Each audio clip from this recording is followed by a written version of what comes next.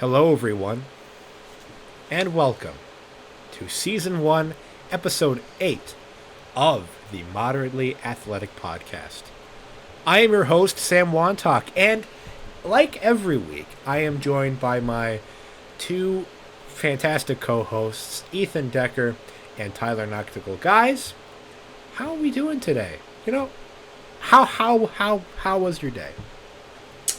My day was okay. Yeah, I only had one class because one got canceled, so kind of just been bumming around. Starting a new job soon, so I had orientation. But other than That's that, always exciting. Yeah, it was pretty low key. Got to look at some stuff that I would been wanting to catch up on, but yeah, once again ready to talk shop. Let's do it. Hell yeah. Well, I'm in the exact same boat as you boys. Pretty solid day. Nothing that, made it, a spectacular day, but what could make it a spectacular day? Reacting to Week 2 football games. So, I figured that we could start by talking about what was, without a doubt, the most exciting game of the weekend, and that would be Dolphins versus Ravens. Lamar Jackson versus Tua Tagovailoa. And this was a high-scoring affair. I think that we had all said that it would be pretty high-scoring, but obviously no one thought 42-38.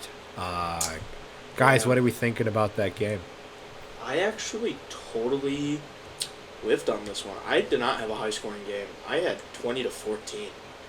I thought it was going to be kind of like a ground game for both teams, but no, fantastic game. I do have to say that Tua had a good game. It wasn't amazing, like some people may make it out to be. He still has things that he needs to work on, right? Like, the stats are a little, deceiving here, because while he did have just over 450 yards in passing, well over 150 of those came after the catch, and that's a good chunk of change, right? Obviously Tyreek Hill and Jalen Waddle both played out of their mind, and we saw Tyreek Hill basically burn the secondary. I can think of 3 times specifically, and Tua underthrowing on every single ball. Right, and when they actually got down to the red zone, though, his accuracy did impress me, whether it was an intentional or not, because he threw a ball pretty high up. Gesicki went up and grabbed it. Phenomenal play, but he put the ball where only Gesicki could grab it. Same thing on another touchdown, one of his 6, right, he threw 6. Same thing on another one of his touchdowns, He placed the ball just above the defender's fingertips for Jalen Waddle to go up and get it, So some pretty impressive throws, but, we've seen Mitch Trubisky have a 6-touchdown game, right? It's impressive, but it doesn't mean that the quarterback has taken the big step, right? Now, obviously, Tua's a better quarterback than Mitch Trubisky, but I hope people don't get it in their mind that Tua is all of a sudden this franchise-saving quarterback, right? His skill positions are just amazing, and that Ravens secondary, what I thought to be their best part of their team, outside of maybe Lamar Jackson, obviously, but definitely their defensive strong suit struggled heavily this week, and a lot of missed calls and poor tackling in the secondary. So they definitely got to work on that. But I was really, really impressed with Lamar Jackson, because last year when they played the Dolphins, he got absolutely demolished by the blitz. And this year, the Dolphins carried over that blitzing mentality. And I think in the first half, when the Dolphins blitzed, Lamar went a perfect 10 for 10 on his pass attempts when they blitz. So he's really, really impressing me as a passer, and his average depth of target is the highest in the league. and he's pushing it downfield, and that's exactly what you want to do when you got a team like this.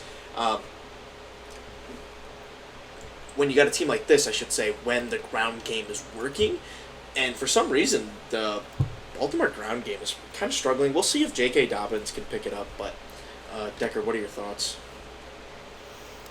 Yeah, no, like you, I had it being a close game. I had 28-24 Ravens.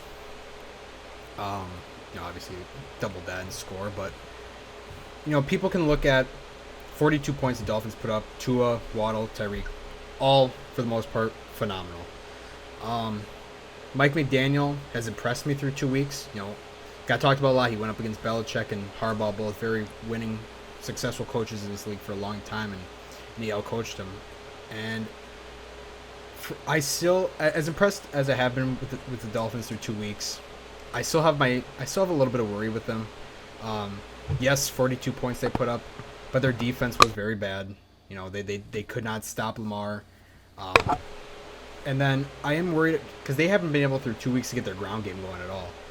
They really haven't established a clear-cut RB1, which, they have Raheem Mostert and Chase Edmonds.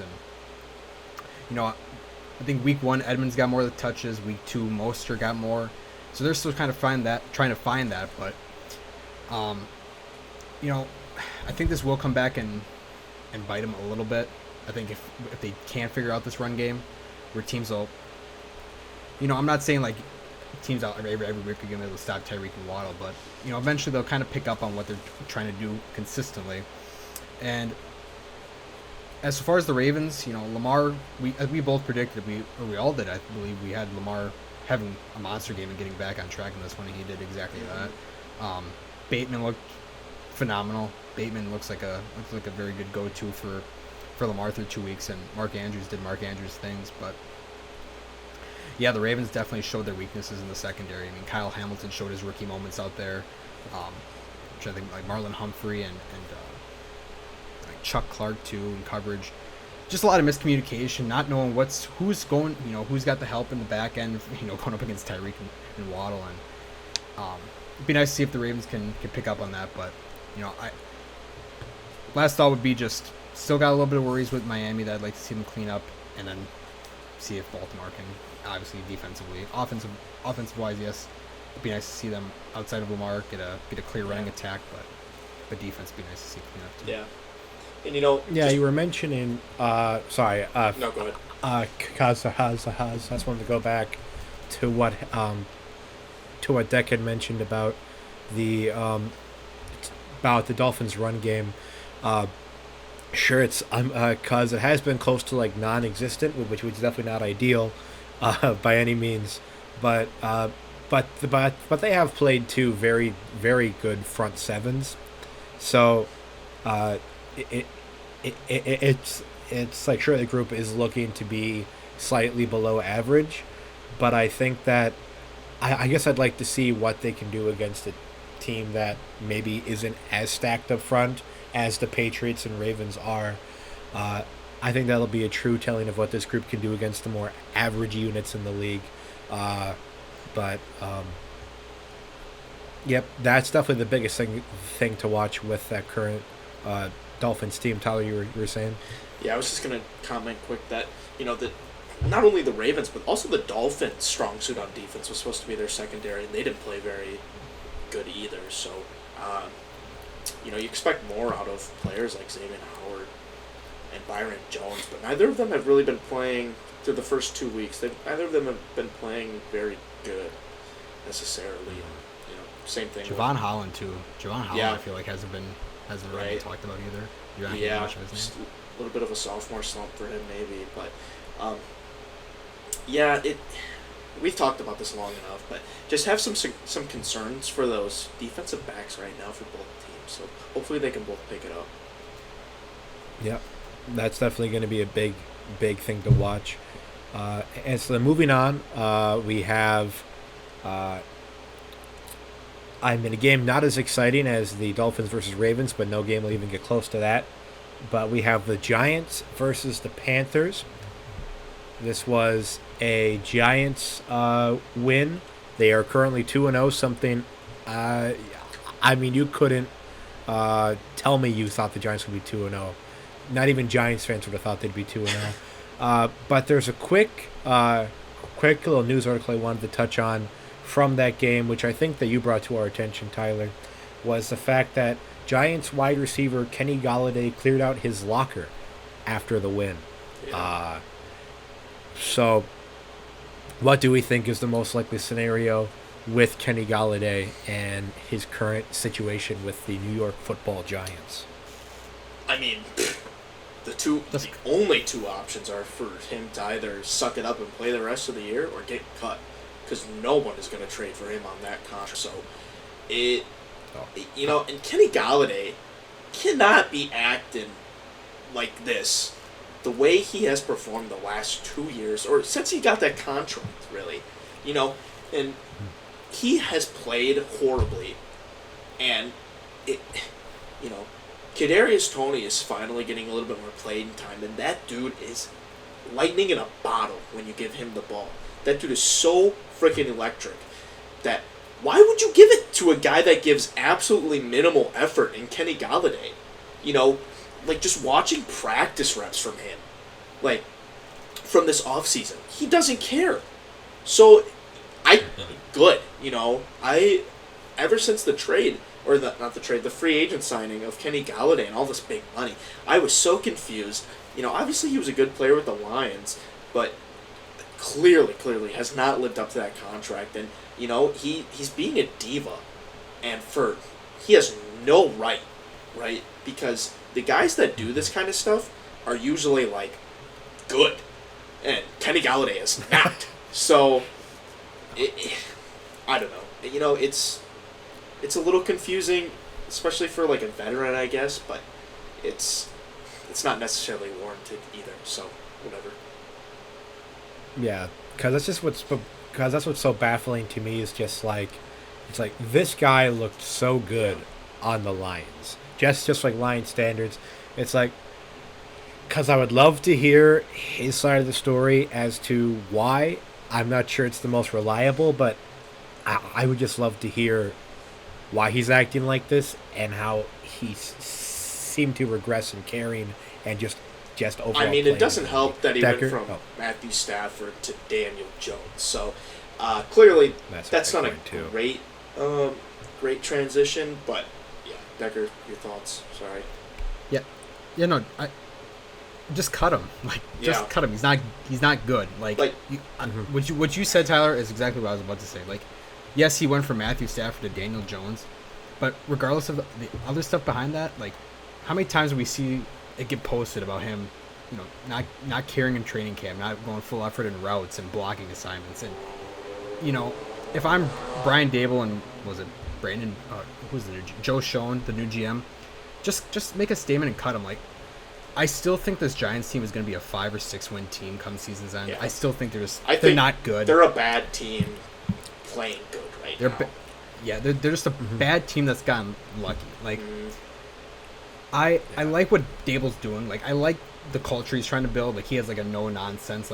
If you're good, if you're playing good and working hard in practice, you're gonna play. And Golladay obviously is not that.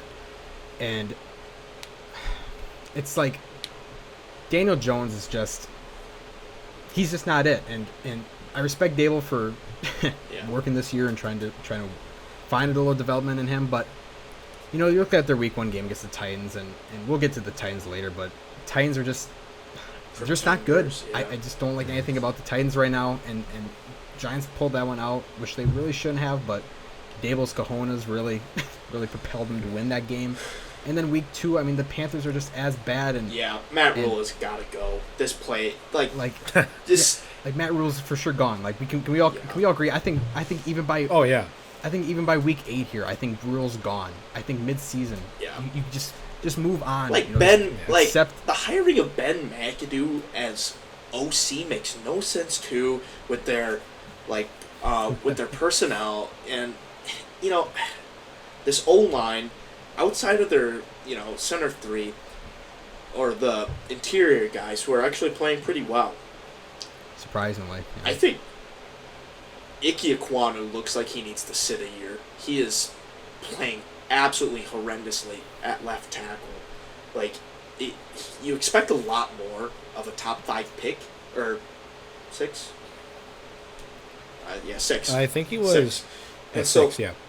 and it's like, Evan Neal's not even playing that well either, but he's at right tackle. It's less of a liability, and I love Icky. I love this film, but he is just not playing good enough to be playing that left tackle spot, and it shows. Like, an absolute nobody put up ridiculous pressure on Baker Mayfield this weekend, and he gave up a lot of pressures, like I said, and I'm afraid he has to sit, but I really hope he progresses. Yeah, that's definitely going to be something you have to watch with Icky for sure. Hope that he's able to get to that level, but, it's a waiting game. We got to wait and see. All right, moving on, we have the Patriots versus Steelers. Definitely not one of the more exciting games going on in the league, but a game nonetheless. So I'll be honest, guys, I did not catch a lot from this game. I just know that the Patriots won. So did you guys find anything in this game? No. No, not really at all. No, Shit. It's just the rundown of it is basically Steelers offense is not going to succeed with Mitchell Trubisky. Like, it's just not. And as much as I kind of do want to see Mitchell Trubisky be successful, I just don't understand why they aren't starting Pickett at this point, Like, you drafted him to, like, start as your quarterback, and you're getting mediocre play at best from Mitch Trubisky, which is what you get from Pickett anyways, right? So, if Steelers were for some reason, in this win-now mindset with Mitchell Trubisky, they got to throw that out the window right now and just throw in Pickett and hope he progresses, because that might be the only way that, like, these skill positions can live up to their potential, and this offensive line really has to pick it up. Like, Najee Harris, what did he end with? He ended with close to. No, I don't have it. I think it was 40. Was it 49 rushing yards? 49 rushes. Yeah, and then I don't know how many catches, but nonetheless, Patriots know how to scheme a good run defense, but this guy should be running for well over 100, like this against this defense. Like, they're not that spectacular, so it's a little frustrating to see the Steelers not put out the best product that they can, because this Patriots team, as we saw last week, like, is not good, right? Like, I don't think they should have won this game. I think Steelers D should have carried them, but somehow, like I said, I didn't watch this game very closely. Somehow Mac Jones found a way to win it, and or maybe it's more of Mitch Trubisky finding ways to lose. But let's see, just the overall offense of the Patriots was just so much better than the offense of the Steelers. So, yeah, I'm a little confused on the Steelers' mindset here, and I am happy Belichick pulled one out, though. Yeah, it's like I get what you're saying about wanting him to start Kenny Pickett. It's just, I mean, I feel like with most rookie QBs, cause unless they're sitting behind Tyrod Taylor, they're usually not better than the starter. Mitch Trubisky's he's ranked like 32nd in the league in PFF. Like, it's and not I totally get that hard to be better than that, right? But like. Even if it's he's 31, it's still better than 32, right? And you're getting reps to your potential franchise quarterback. So I just don't understand it. I mean, I get it from like that perspective, which of course it could just be 31st, as you said. It's just I definitely think we should temper Pickett's expectations, especially since he most likely is behind Trubisky for for reasons other than the fact that he's a rookie. But the thing is, okay, so if he is worse than Trubisky, it's not like you're getting good play from Trubisky to begin with. Like, you're replacing like a 2 with a 1, basically, like, just to put a numerical value on it, or actually like a 1 with a 0.5, right? So it's like, yes, theoretically, Pickett might be worse than Trubisky, which odds are he's not, just because Trubisky's dead last. And even if Pickett fills in Trubisky grade-wise as the worst QB, he's still getting reps. He's getting real-time game reps, whereas the Steelers want him to be the quarterback of the future, which is only going to progress him. So I just don't understand it. Okay. I'm going to get what you're saying in that kind of regard. Decker, what are your thoughts on the Steelers, Patriots, or the QB situation for Pittsburgh? So I just looked it up on PFF. So right now Trubisky is at 20. So he is ahead of the likes of Joe Burrow, Russell Wilson, Mac Jones. Was it for that game, though? Or is this like yearly or for week 2? This is I think it was Joe Burrow. It's gotta be so yearly. This week I'm saying Mitch Trubisky, I believe, was dead last or somewhere near there. So it's like against the Patriots defense, right? Who we've seen get exposed by Tua, who just had a really good game. But it shouldn't be that if he's number 20, right? Obviously he had a bad week too. So even if he is at 20 on the year, it's PFF grade, right? And so I like I said, I think this is one that I think this is a game that the Steelers should have won.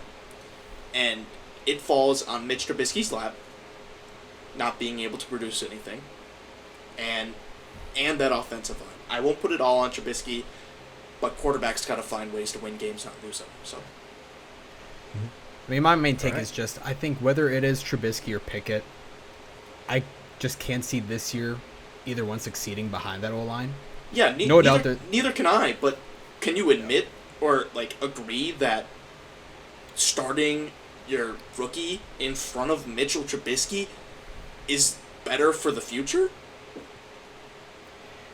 Yeah, I suppose if you weren't factoring in the injury thing, which of course, I was just about to say that's gonna be something you consider. Disregarding any injury, but we've seen guys come back from injuries and play phenomenally.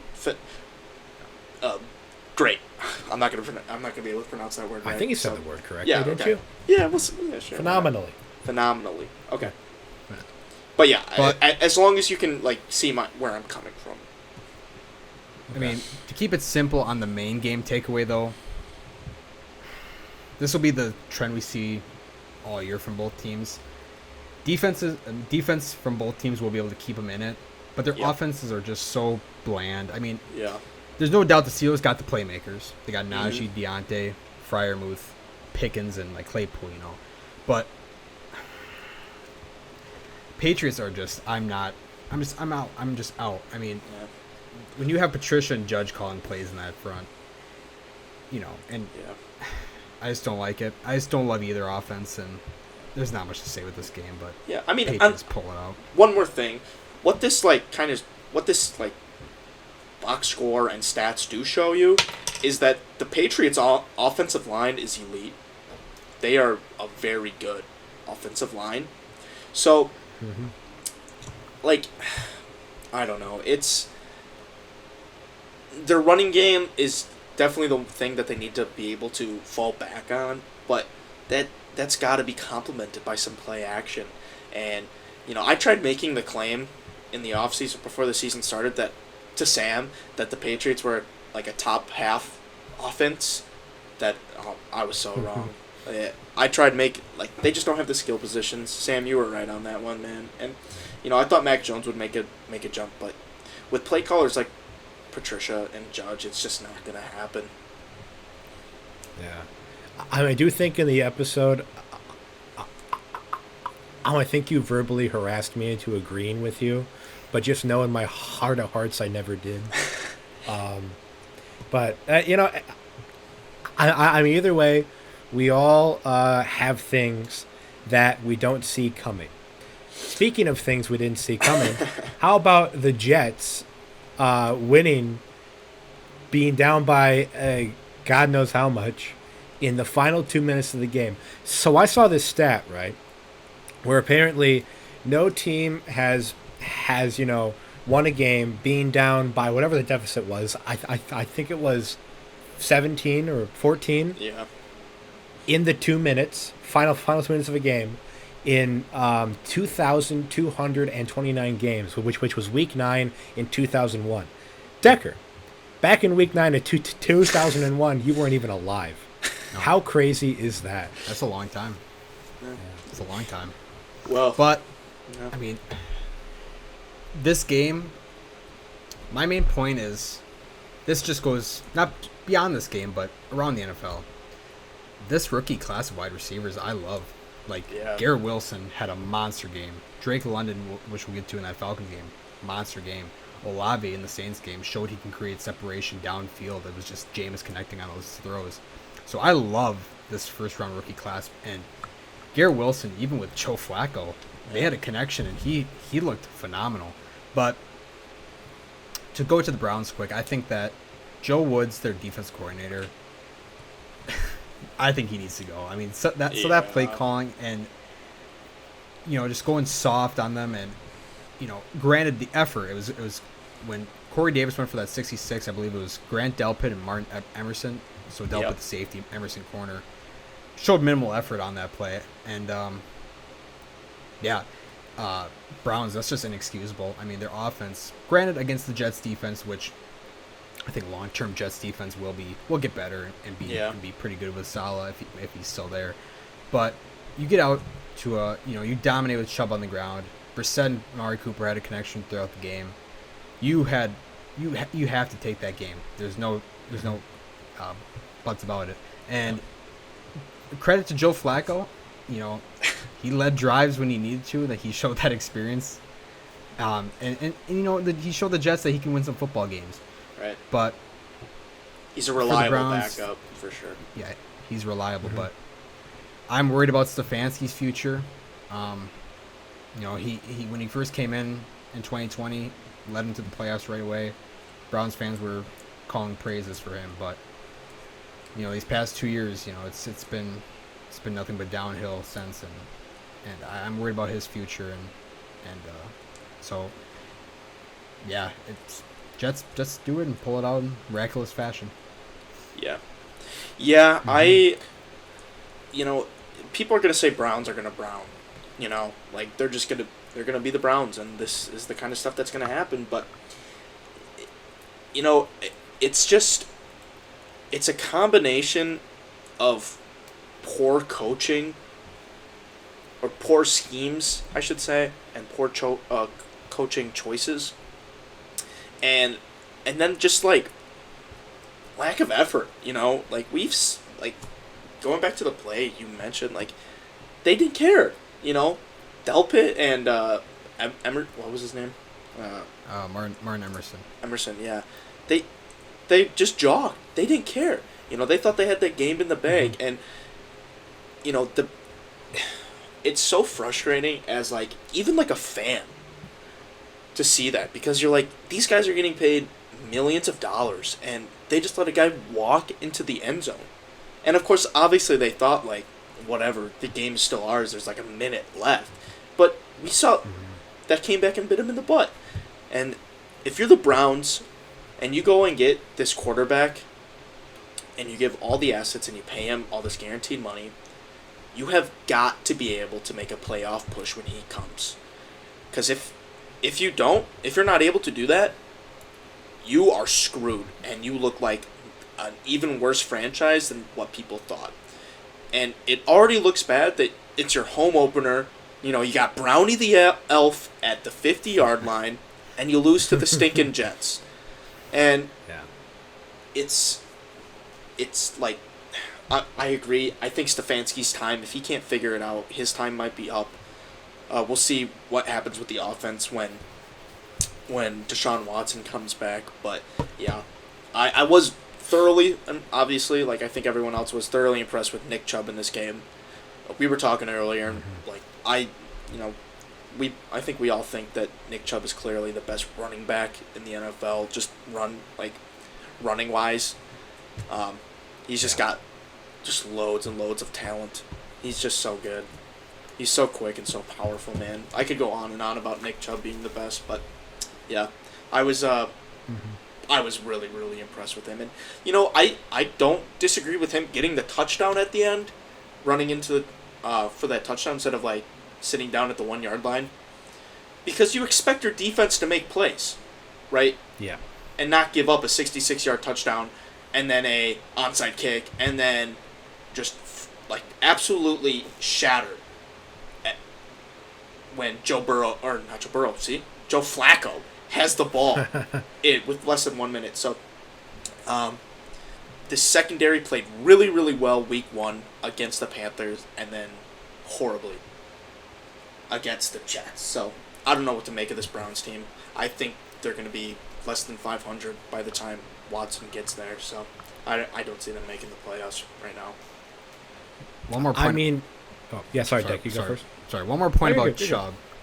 It's a play that, on that last touchdown, just to show his greatness. Isn't it just awesome how he just, like, stiff-armed that defender away, and then he made it look so casually? He did it with his fingertips.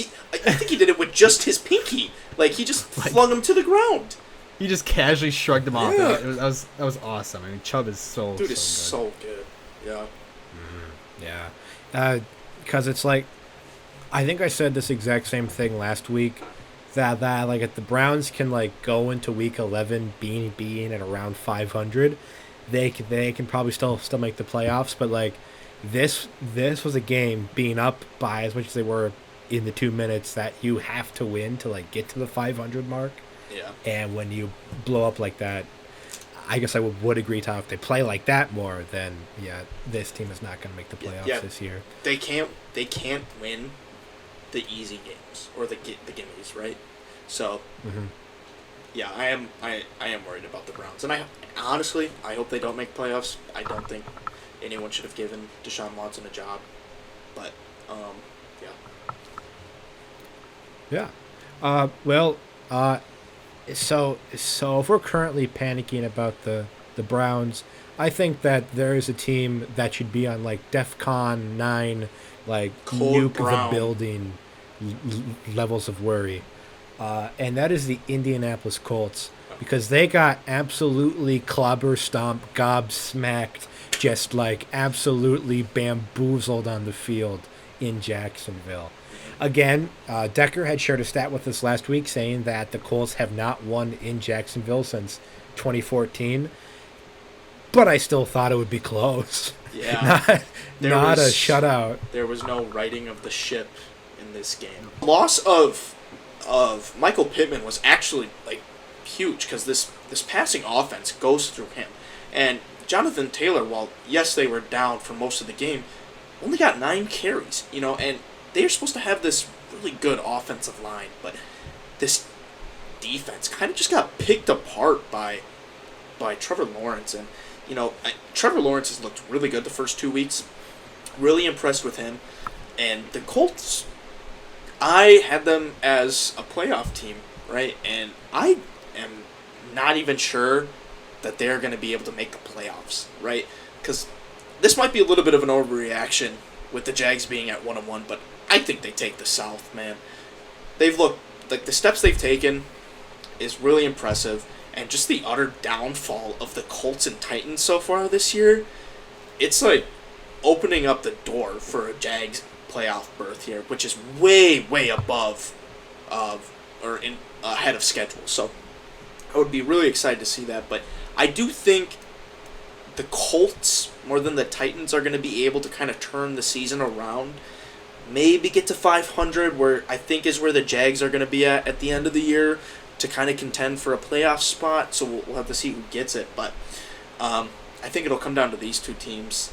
And if if the play-in game, or if it comes down to this game, the Colts are going to be, utterly upset after another year of the Colts ruining their playoff or the Jags ruining their playoff aspirations. So, yeah, I'm, like I said, nervous about the Colts. I do think better days are ahead. Obviously, they scored 0 points, so they've got to be. But impressed with the Jags. Those are kind of the main takeaways from this game. Okay. Deck, would you agree? Do you think that the Jags could win this division? Oh, 110%, yeah. I actually want to start with the Colts, though, for my point. Before the season started, in my predictions, I had the Colts going 9-8 this year. Now, I know we talked about in our episodes about, me not having the Colts having 10+ wins. My main point was, I just don't think Matt Ryan was as big of an upgrade as people thought over Wentz, and so far through 2 weeks, it's shown that. Yeah. While Wentz did lose this game last year in Jacksonville, at least he put up some points. Matt Ryan, granted, the left tackle, I can't remember. Yeah, the left tackle yeah. name, I forgot to touch on him. He's horrible. He's horrible. Awful. I mean, he's got to be like the worst tackle in the league right now, outside of Icky maybe, unfortunately. And I'm just not there with Matt Ryan. It just looks like the age is in the arm. Like his arm doesn't seem there. And the defense sure hasn't been phenomenal. It has flaws, but it's 24 points to the Jags. Yeah, and I just think Frank Reich. I think his seat's very warm right now. But the Colts just are not impressing me at all. And to move on to the Jags, credit where credit's due. Their defensive scheme and the way they prepped for this game, they shut down JT completely. He could not get his few little 20+ yard runs in the fourth, I think it was, but he was shut down throughout. And I think Jags offense, this is a sign of what we can kind of expect for them in the foreseeable future. I mean, Christian Kirk as the number one guy now, him and Lawrence got a connection going, and I really like what he can do for them. Yeah. And the whole duo between Robinson and Etienne, sure, Robinson's kind of starting off better, and we would have probably liked to see Etienne have the roles reversed. But as so far as change of pace type of guy, Etienne's doing not awful, and Robinson's exceeding expectations of what we had. So I'm really liking what I'm seeing from the Jags on both sides. Obviously defensive side week 1 had its flaws, but week 2 was phenomenal. And I think the Jags, and the way the Colts are playing, like we touched on, and the way the Titans are playing, which we will touch on, and Houston obviously Houston's going to be Houston this year. Yeah. This is really like a golden opportunity for the Jags, and I really would like to see them be able to build on it. Yeah. Kind of. Yeah, no, I agree. Real quick, Sam. It's definitely. Real quick. Yeah. The reason I just want to just say why, basically defend my Colts winning the South pick, is because Matt Ryan, did I think he was an upgrade from Wentz? Yes. But that's only because I thought that he was going to be able to dish it to the outlets more. Because JT in space, and even Naheem Hines in space, they're really good. They are very good in space. So that's why I thought that they would be able to find ways to kind of scheme them open, even the flats. And I thought that's where their offense was kind of, their passing game at least, between Pittman and Jonathan Taylor, I thought that's where it was going to center.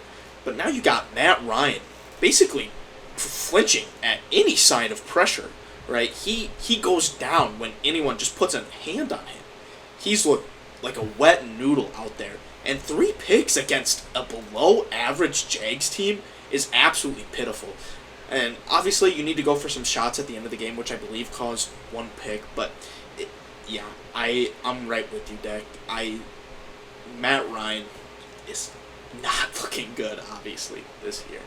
Expected more from the good veteran. Yeah, because it's definitely because I picked the Colts because whatever slight I thought the upgrade was, I thought it was an upgrade nonetheless, and the team around it stayed the same, if not improved. I thought it would be an easy win, but it's looking like it might not be the case. But moving on, we have the Buccaneers versus Saints, and I'm going to ask the one question, I think the only question that anyone really cares about with this game. Who would win in a in a UFC cage match? Mike Evans or Marshawn Lattimore? Mike Evans, no Mike question. Evans. He's got that Yeah. reach. He's got that reach. He's so tall. And Yeah, dude is a lanky but strong fellow. So I'd also go with Mike Evans. And when Mike Evans is enraged, I mean, he's enraged. Like, nobody is stopping him I just when he's... you just always got to look forward to these Buccaneers Saints game just for a little chatter between Lattimore and Evans, and then just the obvious upcoming fight that they're just it's unavoidable at this point. So I love it. I think it's hilarious, and as a Packer fan, I'm happy because Evans is suspended for a week. So we'll get to our predictions next episode, but feeling good about the Packers. But nonetheless, Saints defense bounced back in a big way. They, despite the score, they looked really good. Now, obviously, this was the first game since 2020 that Tom Brady threw under 200 yards. A couple factors go into that. One being the Saints D being so good. Two, Jameis Winston throwing the interceptions, right? So, I do give credit more to the Saints defense. I think they played really well. Lenny did not get really anything going on the ground, so I think we talked about the Saints defense needing to bounce back after week 1 against the Falcons, and I think they really did. Jameis, on the other hand, not so much. Kind of looking like himself in Tampa Bay, which is a little scary for your guys' comeback player of the year picks. He had Olave twice downfield and just completely missed both shots, and obviously threw 2 picks, 1 pick six, or was it 3 picks? I think no, because one was to Olave, Yeah. and the other was the pick six. So Jamel Dean had 2, and then Mike 2. Evans had the pick 6. Yeah. So, he had 3. So 3. Oh, so that's three. Okay. We thought Jameis maybe found a way to reduce his picks. Not been the case so far. Obviously, this Bucs defense is really good, and he thought he needed to make plays downfield, but he's missing guys on under routes and just wide open guys. So you got to worry about this Saints defense. They didn't have Alvin Kamara, but their O-line should be good enough to get something against this decrepit Bucs front or defensive line. So really nervous about the Saints offense going into week 3. Yeah, that's definitely going to be something to watch. Can the Jameis Winston figure out how to hit those shots and take what's given to him? Is going to be something that I'm very interested to watch. Something that's been very fun for me to watch more personally is the Lions so far. So far, with them being 1-1, we are on perfect track to my 10-7 prediction, and I'm feeling real good about that. Plus, and they had a good win against the Commanders. I mean, they got out early very quick, and then it got close at the end there. But, yeah, how are we feeling about the Lions and or the Commanders? Lions' offense is dangerous. Yeah. Mm-hmm. I mean, Amon-Ra is a monster. I mean, Amon-Ra is going to be very good. I mean, this guy with the ball in his hands, he's lethal. And Swifty, I think, what was it? He had 5 carries all game. I think he had 67 yards. So he was pretty limited because of the ankle injury I believe he had. Yep. Throughout the week. So he got pretty limited when Jamal Williams got more carries. But man, Swifty, even with limited action, he was elusive. He was great. Got big runs. They're doing. I mean, give credit due. Goff played a very good game. Yeah. Against Washington, like some of those throws he was making. I know that one to Amon-Ra, that first touchdown, I believe, where he was kind of in the midst of being pancaked, and he had his body going down and made a sidearm throw to be able to find Amon-Ra in the back of the end zone. That was a very good throw. And their defense, sure, a lot to work on and a lot to get better with. But man, as a Viking fan, I'm really worried going up against this offense because Yeah. they're really clicking right now. And from Washington's side, it's like Wentz showed more of his true self in this game. I like what Dotson's doing. This is our first round receiver that I didn't mention earlier, but Dotson, the first 2 weeks, him and Wentz have really been able to form a connection. And Antonio Gibson was more shut down in this game. I think he had 14 rushes for 20 yards or something like that. Yeah, surprising. Yeah. So Washington's offense, the receivers have some bright moments, but Wentz showed more of his true self. But defensive wise, Washington, I think we talked about this in the last episode, a couple episodes ago. Ron Rivera's, I think his seat's very warm too, because this is a guy that, again, defensive head coach. You think he would have a better defense than what he's putting out there. And on paper, Washington has the players. They're just very, very underperforming right now. Secondary is just so bad. They're just not looking good at all on defense. So. Yeah. Yeah. To quote a friend of the show, Matt Bisek, the Lions' offense is roaring, guys. They got something going, and I like what's going on. Obviously, the highlight to me, other than the obvious Amon-Ra St. Brown absolutely destroying the Commanders, this O-line, man, they are so freaking good. I think the reason why Jared Goff is able to play better than what we thought Jared Goff was capable of was because of this O-line. And it's allowing Jared Goff to, throw 4 touchdowns. And, he took only 3 sacks, and which, only 3, but still not great. But, Jared Goff had a 120 passer rating. Like, who? Goff? So, you got to give credit where credit's due, obviously. Jared Goff is playing really, really well. Better than what we thought Goff would. And these skill positions for the Lions are performing so well. I think, obviously, better than what we all thought they were capable of. Amon-Ra is looking like the Cooper Kupp of last year, in my mind. The big slot. He's able to just find mismatches, so been super duper impressed with him so far. Glad I drafted him in fantasy, but on the defensive side for the Lions, Hutchinson has looked at least this game really, really good. 3 sacks, a couple tackle for losses, and I do like obviously the sack production, but they only got 5, and you got 3 from one player. You would think, if they're giving up that much to one guy, they would give up a little bit more. But 5 sacks is really good. They, especially for that front 7 and that defensive line, 5 sacks is good.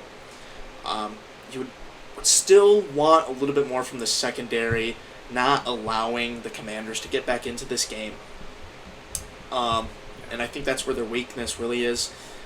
On the Commanders side of the ball, we saw the defense struggle once again against a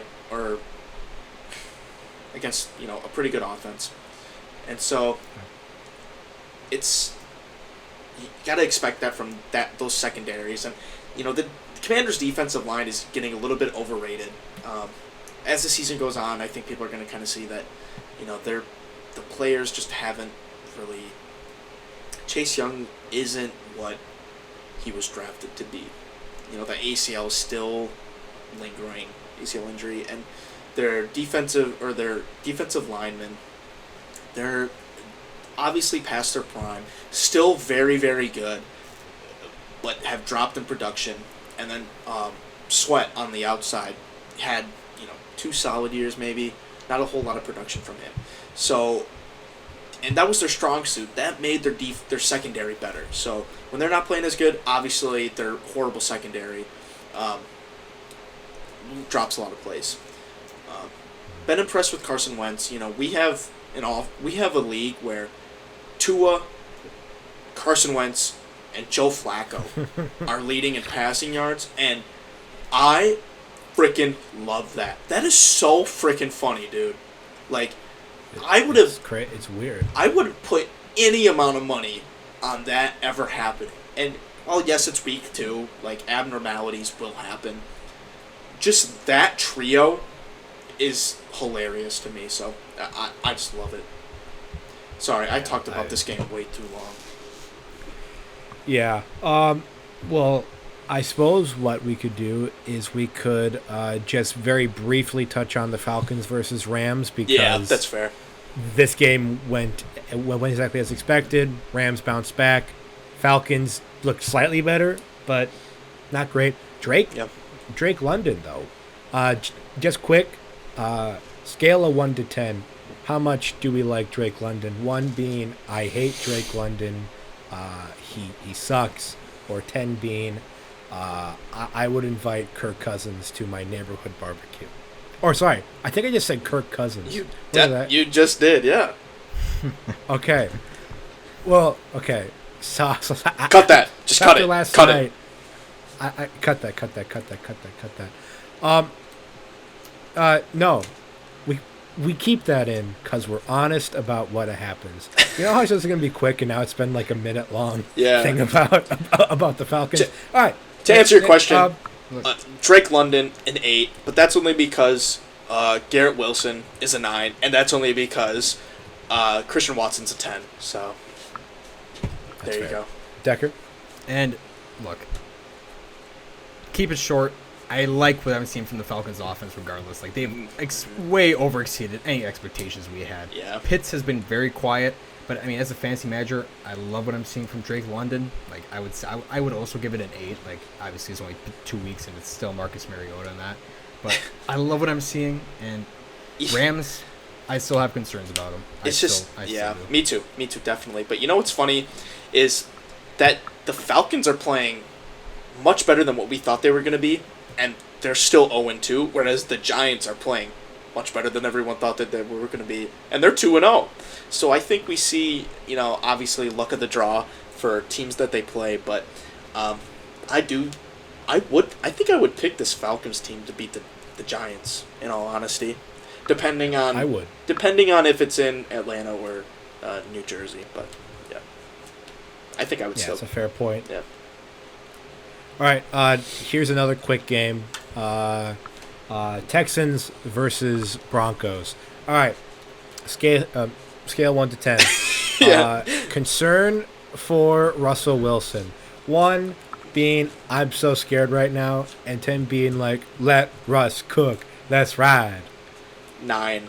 Well, what are you thinking? 9. I'll just be really quick. 9 because it's.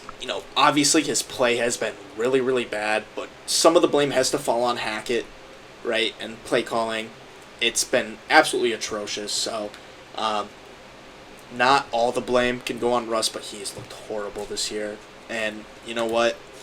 I am kind of happy because Cowherd had them winning the AFC West, and I love when he's wrong. So, yeah. Nervous about... Sorry, another real quick thing. I said Hackett might be the second best coach in this division already. Also horribly wrong. He is the worst by far. Yeah. Yeah, the play calling has been not great. Yeah. Decker, no. What's your scale for Wilson? 1 to 10. I'm on the same with Tyler with a 9. I think Wilson will end up picking it up a little bit. Yeah. I mean, he's got to. He won't be this bad. I mean, Russ has been in this league for too long and won a Super Bowl and played at MVP level to not play crappy all year. And I'm just going to reiterate it again because this just gets me fired up talking about it. I'm so out on Nathaniel Hackett. I just am so out on him through 2 weeks. I can't stand it. I don't know what's going on, but just the fundamentals of the Broncos. I mean, you line up for a field goal, you get a delay a game, and then you punt. It's like, yeah. It was just so bad. And it's so bad in your... Think about how embarrassing it is to be in your home opener. New regime, new quarterback, new team, high expectations. And you get to a point where the fans are literally counting down the play clock for you so you get the playoff in time so you don't get flagged for the late game. Like, that is so embarrassing to happen to this team. Yeah. I mean... I'm out. Yeah. I mean, in all fairness... Expectations were high because it was Russ and the weapons around him. But you got to remember, first-year head coach, Russ in a brand-new system, and there's bound to be some kind of butting of heads between, Hackett and Russ in at least like ideology on how they want to run this offense. So like Denver needs to run the ball more. Exactly. They got to give the ball to Javonte Williams more, any way possible. But with that said, I still don't think that this offense is going to perform anywhere near their what they thought they were going to be able to at the beginning of the year. So, and this defense is still really bad. Sorry, real quick, defense horrible, bad. I'm out. Yep. All right, and now one more quick game. Seahawks versus Niners. Mm-hmm. Jimmy G. He's the guy now. What do we think? Do you think he's going to be the guy? I think we can all agree that the 49ers are better off with Jimmy G at QB. Obviously, you hate to see it hate to see it for Trey Lance to go down like that and season ending, but if the 49ers are in a win now year, they have a better chance of winning it with Jimmy G. And, we all said that the 49ers were going to have a bounce-back game after week 1, and we were all right. This team played very, very good against Geno Smith, who looked really good week 1. Unfortunately, no Geno Smith masterclass this week. More of a 49ers masterclass. Like, they just looked dominant on all stages, and like we said last week, or last episode, after week 1, you can't get too excited for Seattle. And, especially now that we've seen how Denver has done against a second team. If you were high on Seattle after week 1, lower expectations. If you were lower on San Francisco after week 1, higher expectations. I think this is what this game is saying. Yeah. Plus, I think that we all had agreed that like the biggest X factor for the Niners being this 13-win team was how Trey Lance would do. And so now that X factor is out of the equation, unfortunately for Trey Lance, I think we can say pretty comfortably that this can and will be a 13-win team. Decker, anything quick to add? Yeah, no, like you said, Jimmy G coming in there is what's best for this team right now. It just what this team's expectation was and the way the roster is constructed, you just really could not have a kid in there at starting quarterback in his second year with uncertainties and the mistakes he would be making. That's just not what the team can have this year. And you could just see that the moment Jimmy came in, the way that the crowd and the team just rallied around him and just looked more loose, and they got back to the 49ers ball we've seen from the past few years. And while Jimmy G is not a great quarterback and a top 10 quarterback by all means, Kyle Shanahan and him win games flat out. They just win games. I don't know how they do it, but they win a lot of games. And sorry, didn't mean to cut you off. Go ahead. No, but yeah, I like what the future can now hold through the regular season with Jimmy G in there. And as far as the Seahawks, while it would have been nice to see Geno and this team go to 2-0 and maybe continue a little Cinderella story, they crashed back down to what we expected from them. Not a whole lot of positives. And a thought that's been going through my head is if the Seahawks continue down this downward spiral throughout the season, I wonder if we get to week 10 in that area, November, I wonder if Pete Carroll just kind of steps aside. There's no way. Steps down and just... No. That's ridiculous. No. No, Deck, I'm sorry. Yeah. You're too high on... You're way too high on mid-season coaches being fired. You've predicted that for 4 teams now. Yeah, to be honest, it's Pete would have to do really bad to get fired. I think mid-season. Yeah. No, I definitely agree. I think that he's... Oh, yeah, sorry. No, I definitely agree. I don't think he gets fired. I think he goes on his own terms. This is definitely Pete going on his own terms. And I would just say, just a thought to have would be, does he just save himself from some embarrassment if the Seahawks just continue to be so atrocious and just kind of accept his run? What does that do to his legacy, though? Yeah, that totally exactly. I was going to say. Yeah, no, he's too prideful. Yeah. I think to go on that way, because maybe he knows that he's not the 2013 guy he used to be. Mm-hmm. But I still think no matter what, there is a slightly there's a slight ego that just wouldn't let him do such a thing. Okay, real quick. I was going to bring this up yeah. earlier. 49ers is like the same, well, I shouldn't say the same exact thing, but very closely related to the Steelers, except the opposite. 49ers had the balls to start their well, not rookie, second-year quarterback, and hope he progresses. Get him game time, what's the word I'm looking for? Experience. Experience. Thank you, yeah. Experience, and hope he progresses. You know, obviously through 2 weeks, wasn't looking too great, but now the 49ers look better with Jimmy G in there, obviously. Conversely, the Steelers look horrible with their veteran quarterback and are too afraid to put in their rookie.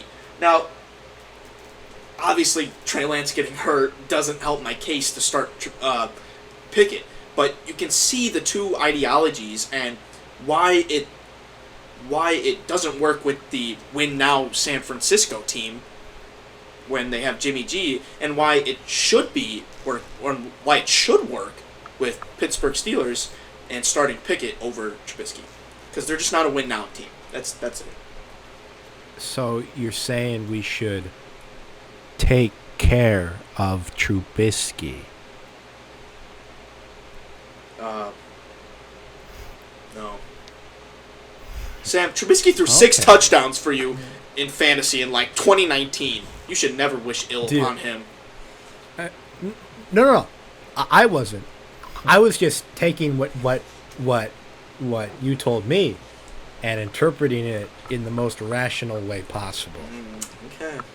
Yes, in my deepest heart of hearts, Trubisky is my home squeeze.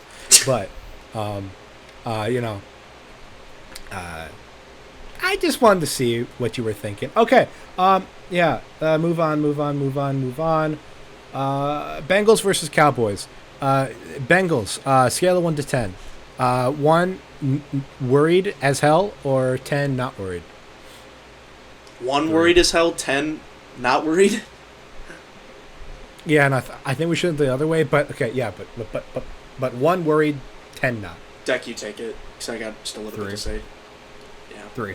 3 for me. I'm not, 1, like, oh, this is completely over, this season's derailed, it's gone. I am worried, though, like, this Bengals offense looks so, while they were so explosive last year, you had rookie Jamar Chase and you got T. Higgins involved, and Boyd as a competent wide receiver 3, and Mixon was doing his things. Everything just clicked perfect last year for them. And this year, it's so bland. It's that offensive line that they invested so much into is getting rocked. And Burrow is down 13 times through 2 weeks.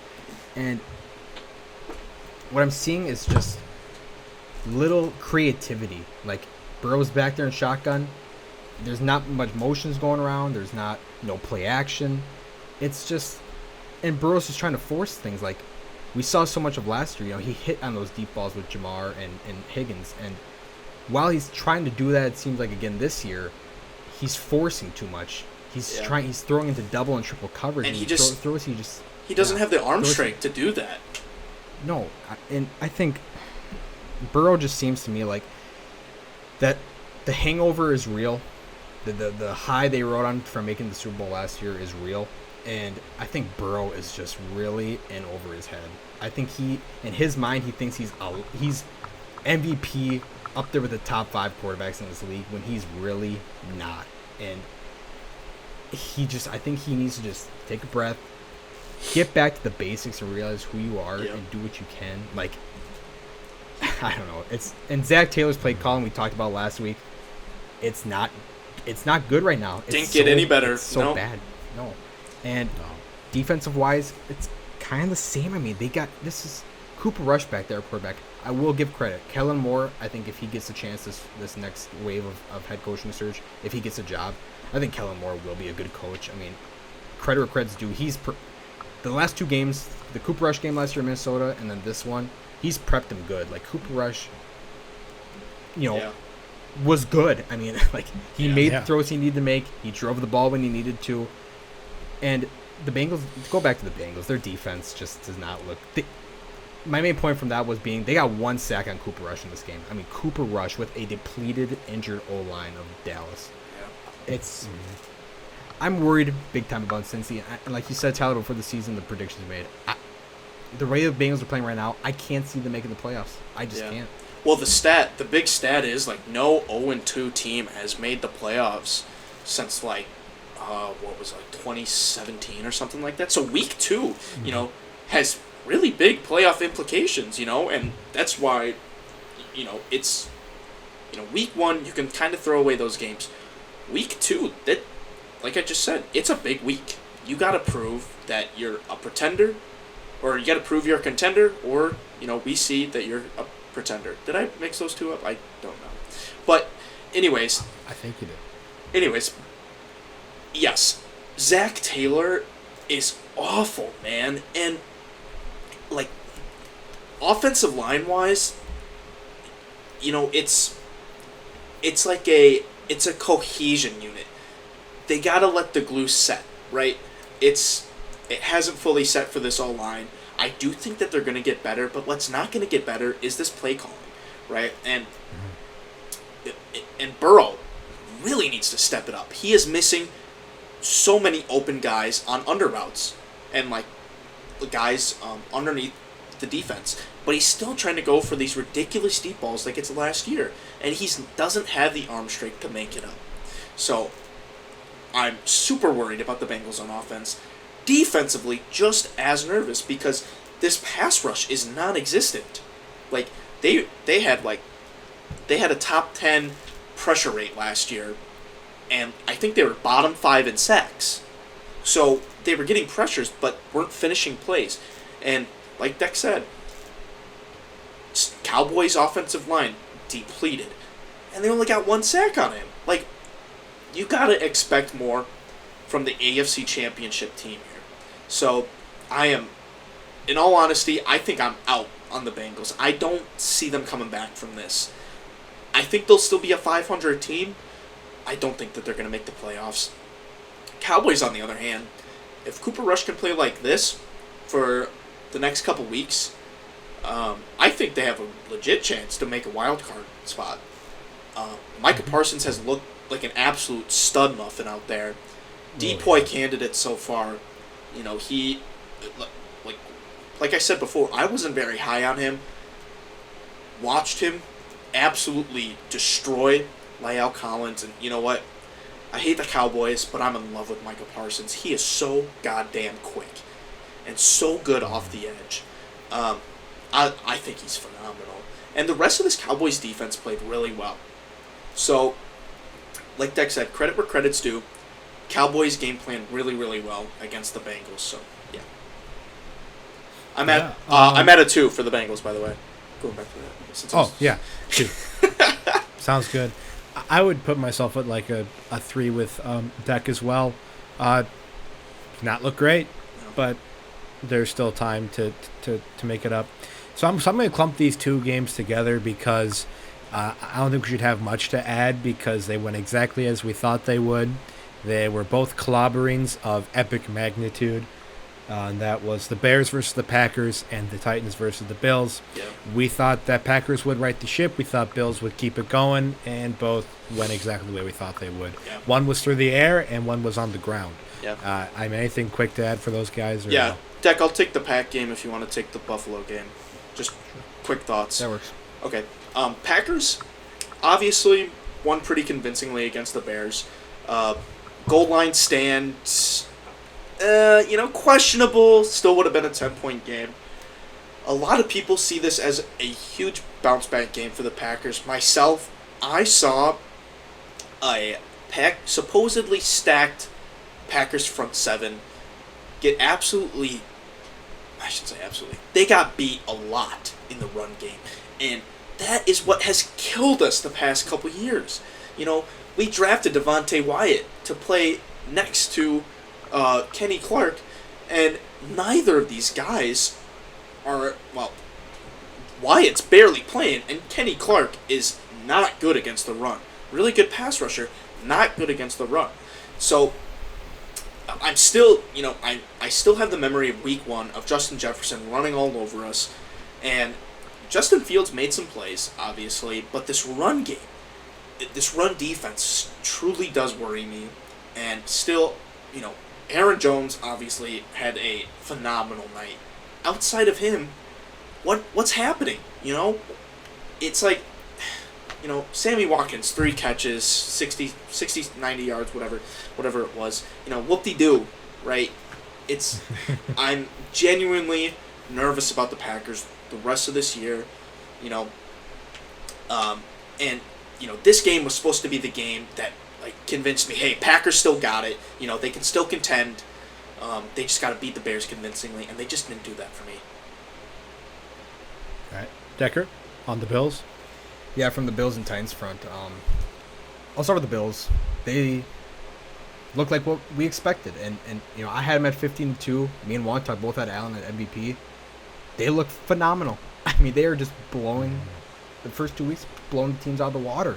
This offense cannot be stopped right now, and I don't see any defense really being able to shut them down at any point. Allen and Diggs has to be the best wide receiver quarterback duo in the league right now, in my opinion. I mean, the way those two connect downfield with each other is just beautiful to watch. And defensive wise for the Bills, I mean, Von Miller and even Boogie Basham, and then at linebacker with Matt Milano and Tremaine Edmonds, this defense looks so good. I mean, they get the pressure, they shut down the run, they shut down Tennessee's passing, which now this is Tennessee I am taking it from, which Tennessee is looking very, very, very rough.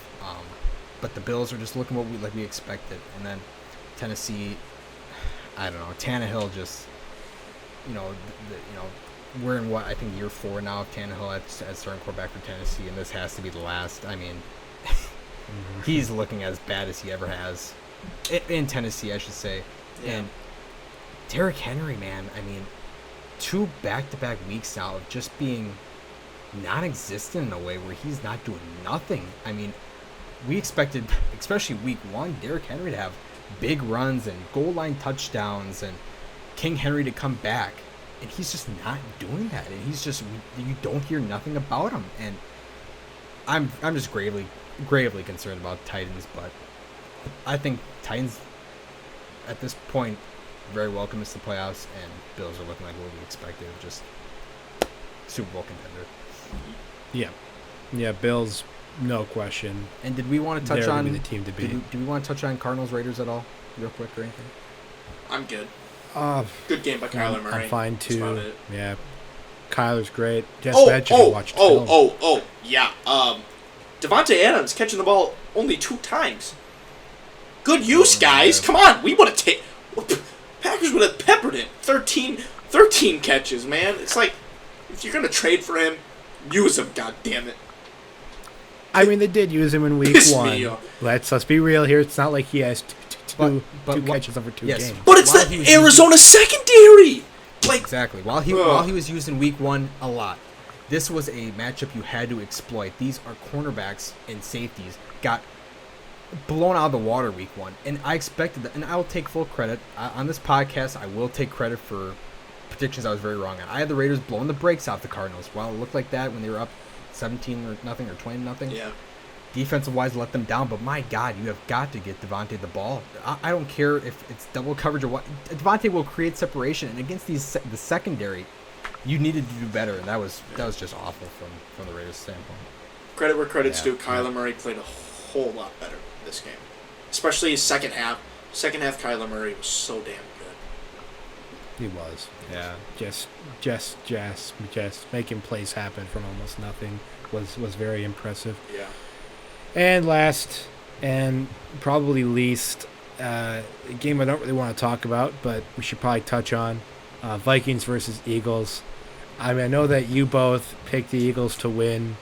I just really wanted Vikings to win, so I picked them, hoping to bring some good mojo into this one. And to be honest, our biggest concern being Garrett Bradbury wasn't even the biggest problem of that actual game. It was Kirk looking terrible. Yeah. To be frank. Well, if I could spearhead this as the main Viking hater, yeah, this Vikings team looked a hell of a lot like a Vikings team from last year. Excuse me. Yeah. Absolutely none, like no adapting to the game. There was nothing that the defense was doing to change to try to compete against these Eagles wide receivers.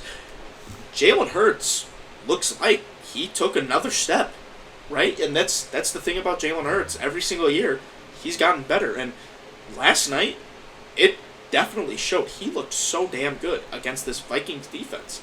And, Eagles O-line, top 5. Eagles pass catchers, top 5. Eagles run game, top 10. Do they got it? They got a top 10 QB now, in my mind, in Jalen Hurts. And, that scheme absolutely destroyed the Vikings. And on the offensive side of the ball for the Vikings, what happened? Last week, you were beating what I thought to be a competent Packers defense. You were destroying them. And now, this week, Kirk Cousins, quite frankly, just looked, horrible. I think we can all agree to that. And obviously, Kirk has never looked good on Monday nights. So, but you still got to expect with him in this new offensive scheme to play better than this. Like Von Miller playing in his twilight years, Darius Slay played absolutely phenomenal last night. He was so good against Justin Jefferson. Clamped him down. Very, very good. There was just no offense from the Vikings, and that was supposed to be their strong suit this year, and I'm not necessarily worried about the Vikings. I'm just even more higher on the Eagles than I was before. Like I said, not nervous about the Vikings. I think they'll fix the things that went wrong, but really, really high on the Eagles now, man. They looked good. I mean, it's not even because they did mention that the Vikings offense did not look great. Granted, they didn't. But I'm not certain, but weren't all 3 of Kirk's picks in the red zone, right? Or the first one I was a little uncertain with. I think we were just but outside. The other 2 definitely were. Other 2 definitely were. Yep. Okay, so he doesn't throw picks. This Eagles defense it's a bend don't break kind of defense. They're stout in the red zone. So that's not even my point. In my mind, okay, sure, go ahead. I was just saying that because it wasn't really I think an issue of moving the ball. It was just having a better red zone scheme for the most part because we did move the ball fairly well. We did get that one turnover, but we just needed to capitalize on it. Yeah. That's my only point. Tyler, continue. I mean, it's just scheme or not, Kirk Cousins isn't bad, and if you guys, and truthfully after week 1, Vikings look like they could make a deep playoff run. If you guys want that and aspire to that, Kirk Cousins cannot be blinded by the lights like this again. Otherwise, it's game over for you guys. Yeah. Decker, anything to add to that one? Yep. So, last night during the game, I was disappointed. I was because while I did have the Eagles winning this game, I had it being 24-20. I thought this was going to be a lot closer. I was disappointed last night in the heat of it. I woke up this morning, I was disappointed. The day went on, I talked myself out of it. I'm going, I think this is fine, really. First-year head coach, first true road game, hostile environment. This is kind of how it should have really happened against a great team on paper. And Eagles are I'll take credit where credit, or I'll point out my mistake. I had them at 9-8. I thought Hurts was going to be the downfall of them, and only keep them at 9-8.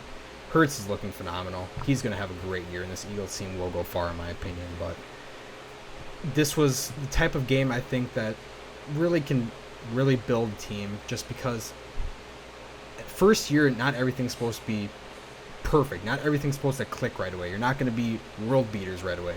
You're supposed to have struggles. You're supposed to have games to be able to build on. And this is definitely a game that you can look back on film, and while Zim rarely did it, O'Connell actually admitted to the mistakes he had, admitted he should have called a better game, had better moments throughout the game. Ed Donatello, defensive coordinator, I was very, very disappointed. A guy that's been in the league for 32 years and just never made adjustments. I mean, the consistently soft coverage, not playing press, and I just got very confused during the game. I don't know if Cam Dantzler had an injury appear or if he was just flat out benched, but besides the soft PI call that he had, Dantzler was having a phenomenal game, in my opinion. A key pass breakup on that Hurts to Goddard throw, and then having that back-to-back open field tackles on Hurts and then Sanders. I loved what Dantzler was doing last night. He was the only real bright spot on that defense for me. Za'Darius and Daniil, non-existent. The pressure that was there last night was from DJ Wanham and Patrick Jones. Daniil and Za'Darius were just, at points, I just forgot Za'Darius was even on the field. It just there was nothing there. And the Eagles did a great job of exposing the weaknesses that we do have and the age that we have at certain positions, like Pat P and Harry and Kendricks. Those guys are getting up there. While they are still, competent players and have been great players in the past, the age is there, and the Eagles just did a good job of exposing the weaknesses that we had. And Harry, on that one play, Goddard just drove him back on that Hurts touchdown run, and then Kendricks at times in coverage was just a step behind, and Pat P just could not get there in time on like a Devontae Smith or A.J. Brown catch. It was just a disaster from all fronts on defense. And on offense, it's like, I loved what we did week one because we were moving around. We had J.J. going motion a lot, and we would put him in the backfield more, and we just got more creative with that. And it just seemed like in this game, we veered away from that, and it was a telltale sign early on that the run game wasn't going to be there. We completely ditched that early. I mean, the way that Fletcher Cox and Jordan Davis up front, they shut down the run. And it was just really disappointing to see, because while the defense was atrocious in the first half, they weren't much better in the second, but at least they got the turnover, the Hicks interception. On special teams, Pat P got the field goal block that gave us another good opportunity. And Kirk just is forcing things. Sure, the blitz, credit to Jonathan Gannon, the DC defense coordinator, he was blitzing heavy, but Kirk was flustered, and it was just, I just hope it was better. Well, as a bright side, with me in week 1 against you guys and the Vikings in week 2 against the Eagles, hey, at least we know how Bears feel all the time. Bears fans feel all the time. Sorry, Lance, but this feeling sucks. I don't like it, but I don't think this is going to happen a lot for Vikings or Packers fans, though. It shouldn't. But Bears will keep rolling the way they probably are in week 2. Okay, that was long. Yeah. But I enjoyed talking with you guys. One final scale here. So on a scale of 1 to 10, audience, how much did you enjoy listening to this episode? And I sure gosh darn hope it was a 10. And I know it was a 10. If you don't say 10, you're a liar. Wait, is it 1 to 10 as in like 1 they didn't enjoy it at all, or 10, or 1 they enjoyed it a lot and 10 they didn't enjoy it at all?